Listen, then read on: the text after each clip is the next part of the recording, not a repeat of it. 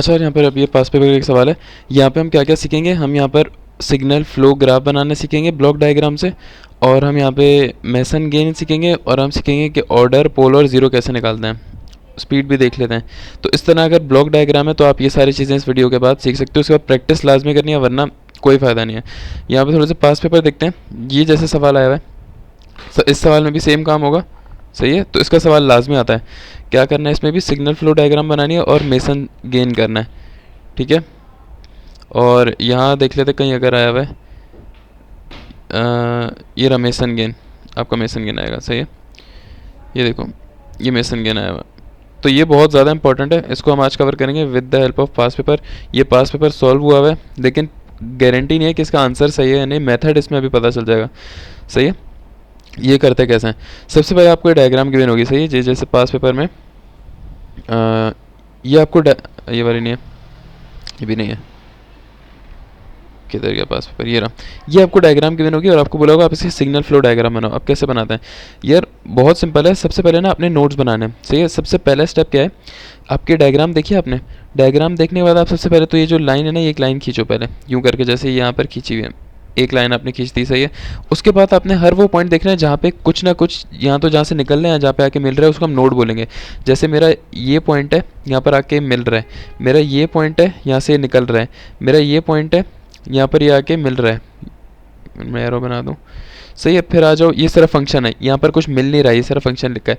मेरा ये पॉइंट है जहाँ पर ये दोनों आके मिल रहे हैं, ये भी फंक्शन है। और मेरा ये पॉइंट है जहाँ पर आके ये निकल रहा है। तो 1 2 3 4 5 नोड है मेरे पास। तो मैं अपनी जो लाइन खींची थी ना, या मैं अपने पहले ना 5 नोड बनाऊंगा, 1 2 3 4 5।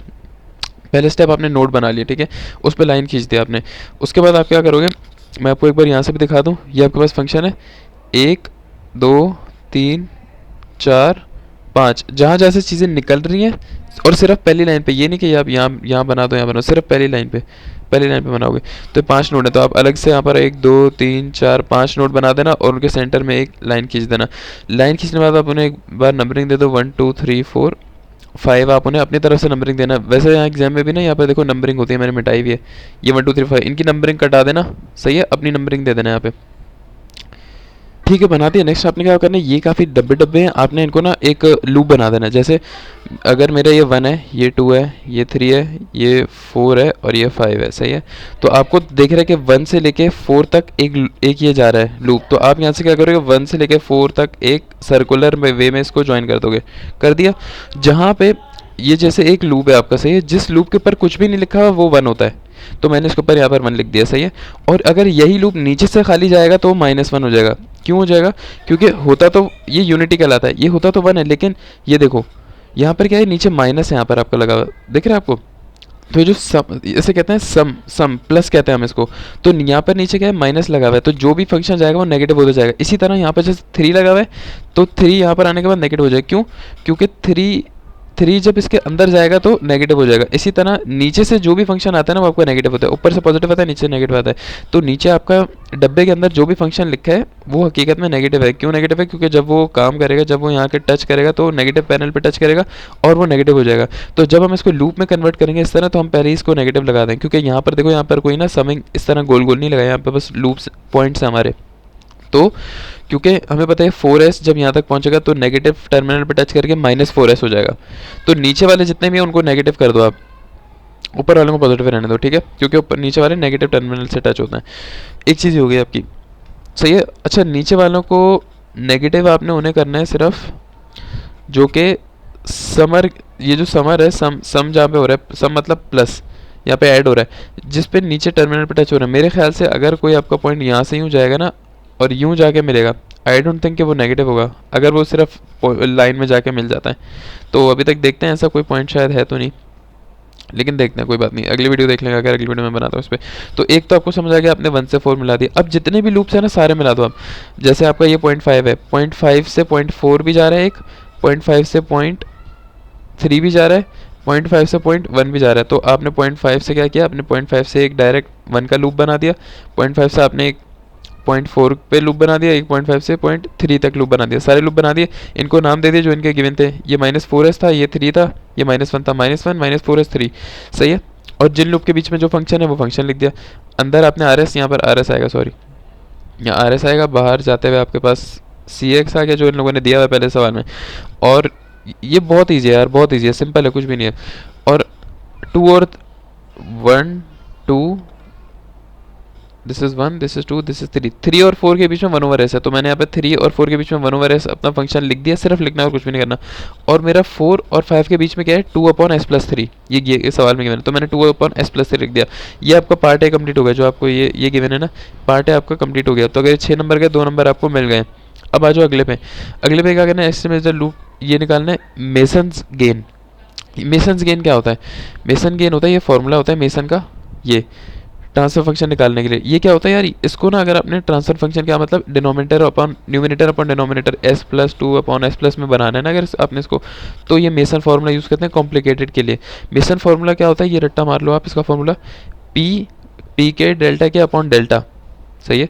मेसन फार्मूला क्या होता है, पी के डेल्टा के मतलब summation upon delta, summation P मतलब पाथ है, फॉरवर्ड पाथ जो आपका यहाँ से चलता हुआ जाएगा ना फंक्शन पाथ के अंदर, वो आपका पी होता है। अब आपको रिकग्नाइज करना कि आपके कितने फॉरवर्ड पाथ्स हैं, सही है। ये देखना, ये बहुत मेन कॉन्सेप्ट है, आपको पी पता चलेगा। एक तो मेरा फॉरवर्ड पाथ ये है, फॉरवर्ड मतलब यहाँ से लेके यहाँ तक इस डायरेक्शन में, एक तो मेरा ये पाथ है। अगर मैं यहाँ पर किसी मंकी बंदर को छोड़ो, या क्या एग्जाम्पल दे रहा हूँ, अगर मैं यहाँ पर किसी बंदे को छोड़ूंगा तो वो बंदा किन किन रास्तों से जा सकता है, ये तो रिवर्स आ रहा है, यहाँ से नहीं जाएगा, वन वे है। एक मेरा अगर यहाँ पर बंदा छोड़ तो बंदा यहाँ से सीधा जा सकता है अपना आउटपुट पे, तो ये मेरा एक पाथ हो गया, इसको मैं बोलूँगा P1। और यहाँ पर जो मेरा डेल्टा होगा उसको मैं डेल्टा वन बोल दूंगा, सही है। एक तो मेरा ये पाथ है। दूसरा पाथ ये कहाँ से जा सकता है, दूसरा ये हो सकता है कि वो यहाँ से जाए और ब्रिज चढ़ के यहाँ से डायरेक्ट बाहर निकल जाए, ये मेरा है पाथ टू, डेल्टा टू, सही है। तो मैं अपने फॉर्मूले में क्या करूँगा, मैं अपने फॉर्मूले में लिखूँगा इस तरह से, मैं अपने फॉर्मूले इस तरह से लिखूँगा, सबमिशन मतलब जितने पाथ हैं, अगर 10 पाथ बनेंगे आप 10 लिख देना, 10 बनेंगे नहीं, एक या दो तीन ही बनेंगे। तो P1 delta one plus P2 delta two और नीचे डेल्टा आ जाएगा, सही, ये आपने लिखना आ गया। अब है क्या, P क्या चीज़ है, देखो P क्या चीज़ है और P2 क्या चीज़ है, जो भी आपके पाथ के अंदर फंक्शन आएगा वो लिखना है आपने, सही है। ये स्टेप्स हैं, स्टेप्स को आप नोट डाउन करते जाओ और फिर प्रैक्टिस करना, आपको समझ आ जाएगा। मेरे सबसे पहले मैं P1 देखता हूँ, ये मेरा P1 को मैंने हाईलाइट कर दिया, सही, ये मेरा P1 है, path number one, path number one. इस पाथ में मेरे जितने भी फंक्शन आएंगे उसको मैंने मल्टीप्लाई करना है, सही है। एक फंक्शन मेरा आ रहा है वन अपॉन एस और एक फंक्शन मेरा आ रहा है two upon S plus three, और बाकी जितने भी खाले होते हैं वो यूनिटी, ये भी वन है, ये यूनिटी है, ये दोनों वन से दो के बीच में वन है, यूनिटी है, टू के थ्री के बीच में यूनिटी है, थ्री से फोर के बीच में फंक्शन है और फोर से फाइव के बीच में फंक्शन है, सबको मल्टीप्लाई करो। तो मैंने यहाँ पे मल्टीप्लाई किया, यहाँ पर वन, दो बार वन आएगा, वन से मल्टीप्लाई होगा, और वन ओवर एस और टू ओवर एस। और यहाँ आपने लिख देना अपने पाथ लिख देना है, ये कहाँ से जा रहा है पाथ आपका, पाथ आपका जा रहा है वन से टू, टू से थ्री, थ्री से फोर, फोर से फाइव, तो आपने यहाँ लिख दिया one two three four five, ये आपका पाथ वन आ गया, ठीक है।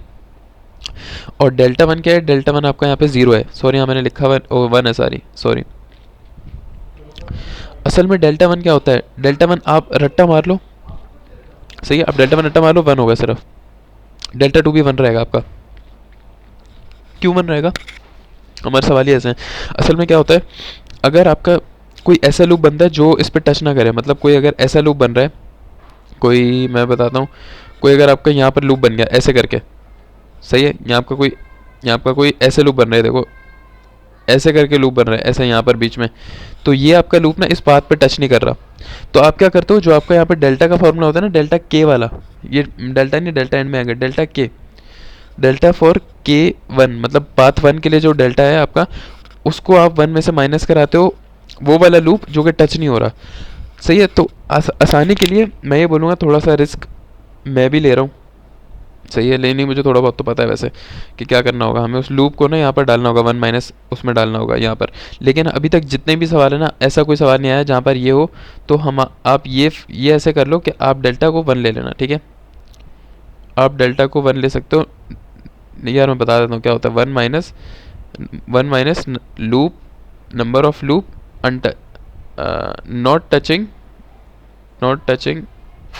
पाथ वन, P1, और डेल्टा टू में क्या होगा, one minus loop not touching path two, इस तरह से होगा, ठीक है। तो यहाँ पर हमारे क्या है कि हमारे पास कोई भी ऐसा पाथ नहीं है जो टच ना हो। देखो जैसे मेरा ये वाला लूप है, ये पाथ 1 पे टच हो रहा है मेरा ये वाला लूप है, ये पाथ 1 पे टच हो रहा है मेरा ये वाला लूप है, ये पाथ 1 पे टच हो रहा है मेरा ये वाला लूप है, पाथ 1 पे टच हो रहा है। कोई भी ऐसा लूप नहीं है जो पाथ 1 पे मेरे टच ना हो रहा हो। तो इसका मतलब क्या है, मेरा जो ये वाला फैक्टर है ये 0 हो जाएगा और सारे ये डेल्टा 1 डेल्टा 2 दोनों 1 हो जाएंगे। तो मैं तो मतलब यही बोल सकता हूँ, मुझे ये भैया ही बताया गया है कि आप इन दोनों को 1 कर देना खामोशी से, डायरेक्ट आप फॉर्मूला आराम से अपना बना लो P1 plus P2 upon delta. सही, क्योंकि हमारे जनरली ये 1 ही होते हैं दोनों डेल्टा। ठीक है, P1 आपको समझ आएगा, P2 क्या है, दूसरे पाथ में जो भी फैक्टर होंगे आपके पास। दूसरा पाथ देखते हैं हम लोग। अब आपके बंदे ने पकड़ लिया ये वाला, यहाँ से निकले, यहाँ पहुँचे, यहाँ से बाहर क्या क्या आया, 1 आया, 1 आया और 2 अपॉन एस प्लस 3 आपने लिख दिया यहाँ पे। 1 आया 2 अपॉन एस प्लस 3 पार्ट 2 के लिए। सही है, और ये कहाँ से कहाँ तक जा रहा है बंदा, ये जा रहा है 1 से 2, 2 से 4, 4 से 5, 1 से 2, 2 से 4, 4 से 5। परफेक्ट है, हो गया आपके पास। अब आ जाओ यहाँ पर लूप्स पे। लूप्स कैसे निकालेंगे, जितने भी लूप आपको यहाँ पर नज़र आ रहे हैं, लूप कैसे कहते हैं, लूप कहते हैं कि वो लूप जो अपने पॉइंट पर वापस घूम के आ जाए। जैसे कि एक लूप आपका सबसे मेन लूप ये वाला है, ये यहाँ से गया और यहाँ से रिवर्स होके वापस आ गया, ये एक लूप हो गया। सही है, ये एक लूप हो गया। इसके बीच में जितने भी फंक्शन होंगे सब मल्टीप्लाई होंगे। तो आपने यहाँ पर लिखा लूप 1 इज इक्वल टू, क्या क्या फंक्शन थे आपके पास, 1 multiply by 1 multiply by 1 over S multiply by 2 upon S plus 3 और मल्टीप्लाई बाय इसका लूप 1 माइनस 1। तो आपने यहाँ पर क्या लिखा, आपने लिखा 1 मल्टीप्लाई बाय 1 मल्टीप्लाई बाय, वो तो मैंने हटा दिया, 1 over S multiply by 2 upon S plus 3 multiply by minus 1। आपने बता दिया आपका लूप 1 2 3 4 5 तक है पूरा। आपका लूप 1 2 3 4 5 रिपीट 1 2 3 4 5, ये आपका लूप है। अगले लूप पे आ जाओ। अगला लूप कौन कौन सा दिख रहा है आपको, एक लूप मुझे दिख रहा है ये वाला, ये वाला। सही है, मैं यहाँ पर बना देता हूँ कितने लूप हैं। एक मुझे लूप दिख रहा है ये वाला, एक मुझे लूप यहाँ पर दिख रहा है जो हमारा बड़ा वाला था ये, और एक लूप को हमेशा याद रखना, ये एक्स्ट्रा लूप होता है, ये एक्स्ट्रा लूप नहीं होता, ये भी लूप होता है। ये ऐसे यूँ गया और यहाँ से आया। ऊपर वाला लूप हमेशा याद रखना, इसको एंड में लिखना, ऊपर वाला लूप हमेशा याद रखना। तो कितने लूप हो गए, एक रेड वाला, एक येलो वाला, 2 3 4 लूप है आपके। सही है, तो हमने ये रेड वाला लूप तो लिख दिया और पर्पल वाला लिख दो। पर्पल वाले में क्या आएगा, पर्पल वाला अगर मैं लूप 2 बोलूँ तो लूप 2 आएगा मेरा किसके बराबर, सिर्फ 2 अपॉन एस प्लस 3 और मल्टीप्लाई बाय माइनस 3। माइनस 3 क्यों किया मैंने, माइनस 3 क्यों किया, क्योंकि इस लूप में मल्टीप्लाई हो रहा है माइनस 3 से। इसी तरह जब मैं बड़ा वाला लूप लूँगा तो ये होगा 1 upon S multiply by 2 upon S plus 3 multiply by इसका माइनस का 4s।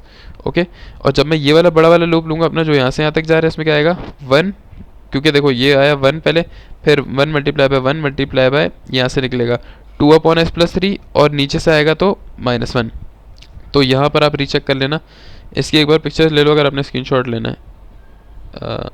फिर देखते रहना, स्क्रीनशॉट कड़क, स्क्रीनशॉट कड़क, सॉरी कड़क, हो गया, समझ आया लूप। तो ये देखो लूप बन गए चारों आपके, 4 5 3 4 5, ये 1 2 4 5 जो 1 2 और 4, यहाँ से 4 और 5 अगेन ये वाला लूप आ गया। तो इस तरह आपने जितने भी फैक्टर लूप के अंदर आएंगे वो आपने यहाँ पे लिख लेना है। अब डेल्टा किसके बराबर होता है याद रखना, डेल्टा का फॉर्मूला मैंने यहाँ पर ऊपर लिखवाया हुआ है। डेल्टा का फॉर्मूला होता है जो इसकी ये वाला जो डेल्टा है ना, इसका फॉर्मूला P1 समझ आ गया, P2 समझ आ गया, ये वाले डेल्टा 1 रहेंगे आपके, इसको कटा दो, आप इसको सिर्फ 1 रहने दो। तो पाथ आपको समझ आ गया, जितने भी पाथ बनेंगे, अगर 3 पाथ बनेंगे 3 लिख देना और उनके बीच में जो भी फैक्टर है मल्टीप्लाई हो जाएंगे। नीचे का डेल्टा क्या होता है, नीचे का डेल्टा होता है 1 माइनस, सबसे पहले आ गया 1 minus sum of all loop plus sum of non contacting loop pair. ये क्या होता है non contacting, sum of all loop तो समझ आ गया। आप 1 माइनस ये जितने भी लूप है ना, जैसे L1 प्लस L2 सबको प्लस कर दिया, सम ऑफ ऑल लूप होगा। ये माइनस क्या किया आपने, माइनस असल में क्या होता है यार, कुछ लूप होते हैं जो ना नॉन टचिंग वो होते हैं, नॉन टचिंग पेयर होते हैं, मतलब नॉन टचिंग पेयर होते हैं मतलब वो ना एक दूसरे वो टच नहीं कर रहे होते एक दूसरे किसी कॉमन चीज़ को, कॉमन पॉइंट को। जैसे कि यहाँ पर आप देखो, यहाँ पर मैं यूँ जा रहा हूँ, मेरा 5 पॉइंट पे ये वाला लूप भी टच कर रहा है, ये वाला लूप भी टच कर रहा है। सही, मतलब मेरा ये वाला लूप एक कॉमन पॉइंट पे टच कर रहा है। इसी तरह मेरा जो ये वाला लूप है ऊपर का, ये एक कॉमन पॉइंट पे टच कर रहा है। सही है, अगर तो मेरा लूप ऐसे बना होता, ऐसे अगर बना होता तब भी ये देखो, ये भी कॉमन पॉइंट है, ये भी कॉमन पॉइंट है, दो लूप्स आपस में टच हो रहे हैं। तो ऐसा यहाँ पर कोई भी लूप नहीं है जो कि नॉन कॉन्टैक्टिंग लूप हो। तो ये आपकी वैल्यू ज़ीरो हो गई है। अगर होता तो आप यहाँ पे लिखते हैं। अभी हम आगे सवाल देखेंगे उसमें होगा, समझ आ जाएगा। सही है, तो ये आपको समझ आ गया। इसी तरह आपने लूप्स लिखे यहाँ पर, आपने इनको सिंप्लीफाई किया, ये आपके आ गए सारे। आपने one open S plus three बाहर लिया, अंदर ये रह गया, ये बच गया 16। 16 को एलसीएम लोगे तो 2 प्लस 16 एस आ गया। इसको मल्टीप्लाई कराओगे तो 2 plus 16 s upon s into s plus three आ जाएगा। इसको आप यहाँ पर रख दो यूँ करके, यहाँ पर इसका एलसीएम लो तो ये आ जाएगा 2 प्लस 2s, और s प्लस इससे ये वाला कट जाएगा। ठीक है, नीचे क्या रह जाएगा, सिर्फ आपके पास ये रह जाएगा। ये आपके पास आ गया फंक्शन फाइनली, और ये आ गया आपके पास आंसर। फाइनली आंसर आ गया आपके पास। तो दूसरा वाला पार्ट के 2 नंबर हो गए। अब अगले पार्ट में ये लोग कह रहे हैं कि आप order, pole and zero and speed बताएं। कैसे निकालेंगे यार, ये देखो जो भी आपके पास कैसे निकालते हैं, सबसे पहले ऑर्डर, जो नीचे वाला नहीं, एस की जो भी सबसे हाईएस्ट पावर है पूरी इक्वेशन के अंदर, वो आपका ऑर्डर होता है। तो यहाँ पर एस की पावर 2 सबसे हायर है, आपने बोला सेकंड ऑर्डर है। इसके बाद पोल क्या होता है, पोल होता है नीचे वाला, नीचे पोल होता है, ऊपर क्या होता है, जीरो होते हैं। तो पोल्स जब निकालने को बोलेंगे, आप नीचे वाले को पकड़ो और उसके एस के फैक्टर निकाल लो, कैसे क्या क्या निकलेंगे। तो मतलब नीचे वाले डिनोमिनेटर पकड़ो, उसके इक्वल टू जीरो करो पहले, और एस के फैक्टर निकालो। तो यहाँ पर आप मिडल टर्म, ब्रेक, क्वाड्रेटिक कुछ भी लगा के कैलकुलेटर में डाल के कुछ भी करके एस के फैक्टर निकालो। तो दोनों क्या आ रहे हैं मेरे पास, नेगेटिव आ रहे हैं। ये मेरे क्या है, ये पोल्स कहलाते हैं। इसी तरह ऊपर वाले को जब आप इक्वल टू जीरो करके एस के फैक्टर बनाओगे तो वो जीरो कहलाएंगे। तो ऊपर वाले को पकड़ा आपने, ये 2 वहाँ जाके मल्टीप्लाई हो गया, 1 जाके -1 होगा, तो ये आपके पास क्या आ गया, जीरो आ गया। ओके, एक आपके पास होती है स्टेबिलिटी। यहाँ पर वैसे स्पीड मांगे ना, स्पीड कैसे पता चलेगी, स्पीड आपके यहाँ पर स्लो है। स्लो कैसे पता चलेगा, क्योंकि दोनों नेगेटिव हैं, मतलब दोनों पोल्स जो है आपके वो नेगेटिव, और नेगेटिव का मतलब हो गया स्लो।